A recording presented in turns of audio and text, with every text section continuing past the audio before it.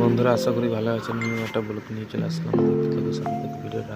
আজকে আমাদের কংক্রিট হচ্ছে এখানে, পুরো ভিডিওটা দেখতে থাকো। এখানে আমাদের মিস্ত্রি লেভেল করছি, এখানে তো নিচে সবাই কংক্রিট নিয়ে আসছে ওখানে মেশিনে। তারপরে দেখতে থাকো আমি এখানে উপরে কংক্রিট নিয়ে ঢালছি।